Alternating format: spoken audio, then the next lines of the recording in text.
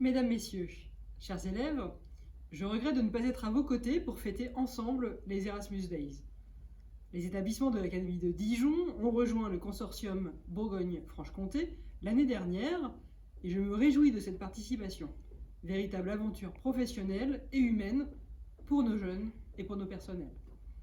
Alors que le budget européen est resté globalement constant, l'enveloppe allouée au programme Erasmus+, pour la période 2021-2027, est largement augmentée, une hausse de 80% par rapport à la période de programmation précédente.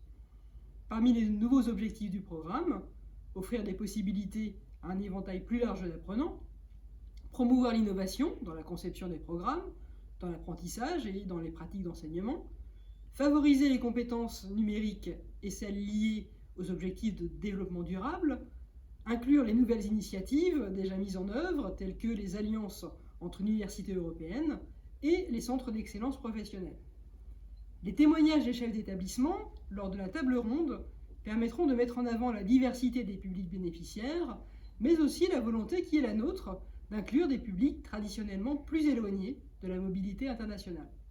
Pas moins de 10 établissements de l'Académie de Dijon ont rejoint le consortium cette année et 4 autres se sont positionnés pour l'année prochaine.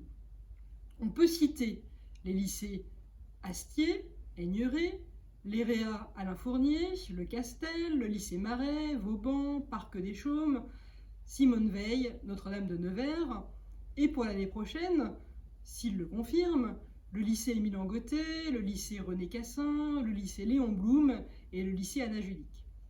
Enjeu supplémentaire, il s'agit aussi de veiller à développer davantage l'inclusion dans les programmes de mobilité. Les élèves à besoins éducatifs particuliers doivent pouvoir profiter des mêmes opportunités que les autres.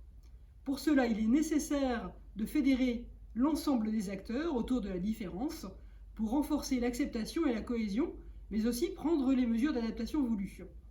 Dès à présent, nos lycées professionnels et nos réseaux d'éducation prioritaire bénéficient d'une participation au programme Erasmus supérieure à la moyenne nationale.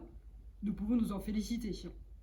Le consortium Erasmus+, par sa composition, par sa structuration, est à la hauteur des défis que nous nous fixons. C'est une chance, tout autant qu'un cap ambitieux que nous devons conserver avec la même détermination. Je vous souhaite de très bons Erasmus Days.